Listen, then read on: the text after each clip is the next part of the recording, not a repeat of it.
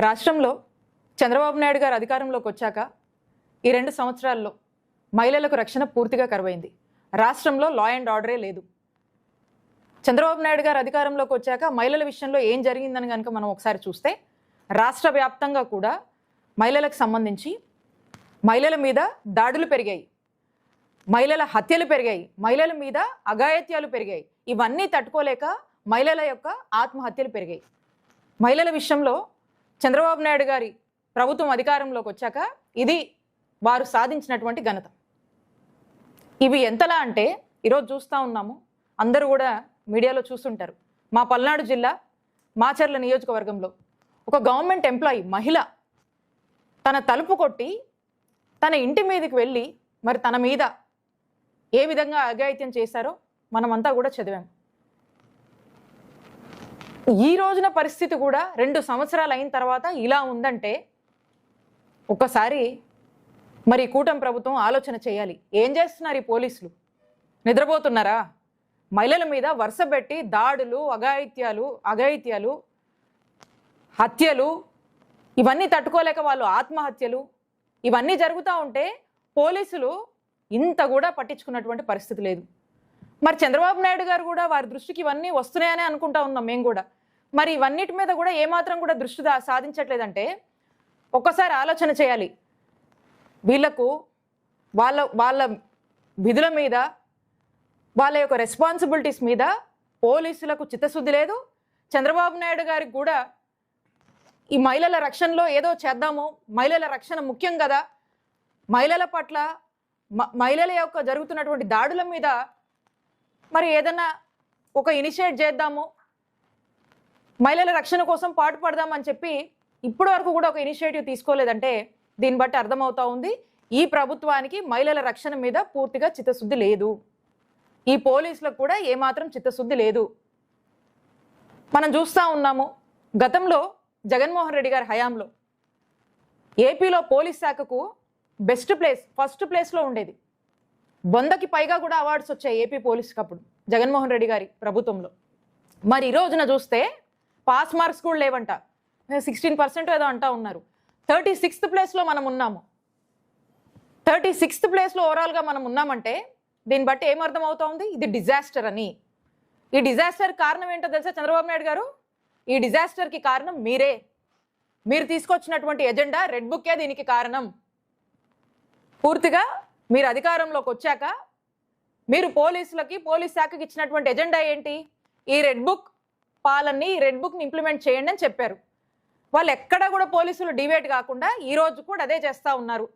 ఈ red book ఎజెండాలో భాగంగా ఎక్కడ వైఎస్ఆర్ కాంగ్రెస్ పార్టీ వాళ్ళు ఎక్కడ కూడా వాళ్ళు ఎక్కడున్నా, ఏం చేసినా, ఏ యాక్టివిటీలో పార్టిసిపేట్ చేసినా, ఎక్కడ ఈ ప్రభుత్వాన్ని ప్రశ్నించినా అడ్డగోలుగా వాళ్ళ మీద కేసులు పెట్టడము, ఇల్లీగల్ కేసులు కట్టడము, నెరేటివ్స్, స్క్రిప్ట్స్ పోలీసులే బిల్డ్ చేయడము, దాన్ని ఎఫ్ఐఆర్ చేయడము, ఇల్లీగల్ అరెస్టులు, ఇల్లీగల్గా జైలు పాలు చేయడము, బెదిరించడాలు, భయపెట్టాలు, కొట్టడాలు, తిట్టడాలు, ఇదే కదా చేస్తుంది మీ పోలీసులు.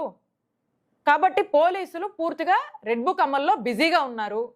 వాస్తవానికి వాళ్ళు డెలివర్ చేయాల్సినటువంటి విధులు, రెస్పాన్సిబిలిటీస్ అండ్ రోల్స్ ఏవైతే పోలీస్ శాఖకు సంబంధించి ఉంటాయో వీటి నుంచి ఎప్పుడో డివేట్ అయిపోయారు. ఇప్పటికైనా మీరు మేలుకొని జగన్మోహన్ రెడ్డి గారి హయాంలో మహిళల రక్షణ కోసము, మహిళల సేఫ్టీ కోసము, సెక్యూరిటీ కోసము దిశ యాప్ లాంటివి తీసుకురావడము, జీరో ఎఫ్ఐఆర్ లాంటివి తీసుకురావడము, అనేక డ్రైవ్స్, అనేక కౌన్సిలింగ్స్, అన్నీ ఒక చక్కటి ఇనిషియేటివ్స్ అన్నీ కూడా తీసుకొని ఒక సేఫ్ స్టేట్గా ఆంధ్రప్రదేశ్ని తీర్చిదిద్ది రాష్ట్రంలో ఉన్నటువంటి చిన్నపిల్లలు కావచ్చు, మహిళలు కావచ్చు, విద్యార్థులు కావచ్చు, ఆఖరికి ఎంప్లాయీస్, వృద్ధుల వరకు కూడా జగన్మోహన్ రెడ్డి గారి ప్రభుత్వంలో హ్యాపీగా ఉన్నారు. ఈ రోజున రాష్ట్ర ప్రజల పరిస్థితి అది కాదు. ఈ రోజున ఎవరికి రక్షణ లేదు.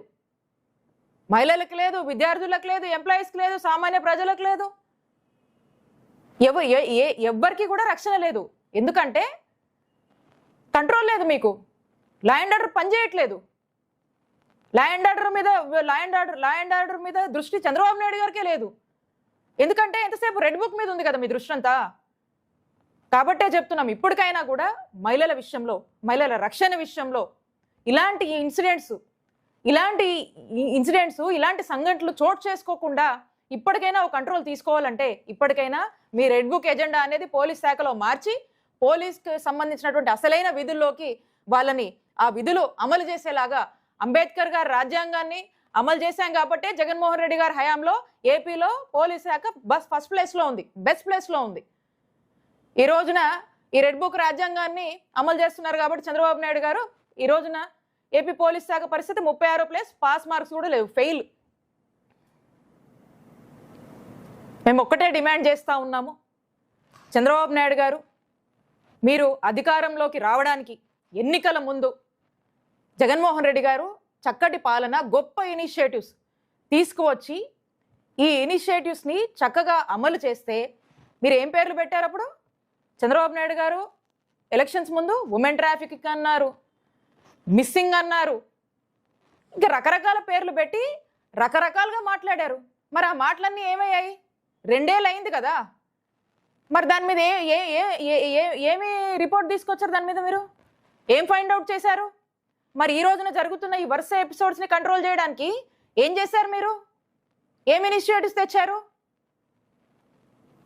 ఎక్కడ చూడండి విచ్చలవిడిగా బెల్ట్ షాపులు, ఎక్కడ చూడండి మందు షాపులు, విపరీతమైనటువంటి గాంజా, డ్రగ్స్ అన్నీ కూడా ఈరోజు విచ్చలవిడిగా అందుబాటులో ఉన్నాయి. వీటిని కంట్రోల్ చేసే మెకానిజమ్స్ ఏమీ లేవు కాబట్టి క్రైమ్ విపరీతంగా పెరిగిపోతుంది. అది మహిళల మీద ఈ విధంగా ఇంపాక్ట్ అవుతుంది. కాబట్టి ఇప్పటికైనా ఈ సిచ్యువేషన్ మీద, మహిళల రక్షణ మీద దృష్టి సారించి ఈ సిచ్యువేషన్కి ఒక కంట్రోల్ తీసుకురండి. పోలీసుల యొక్క విధులు చేసుకోమని మీరు దయచేసి ఇన్స్ట్రక్షన్స్ ఇవ్వండి. మహిళల రక్షణ కోసం ఇప్పటికైనా పనిచేయండి. ఇంకో మహిళకి ఇలాంటి పరిస్థితి రాకుండా కాపాడండి చంద్రబాబు నాయుడు గారని మేము డిమాండ్ చేస్తూ ఉన్నాం.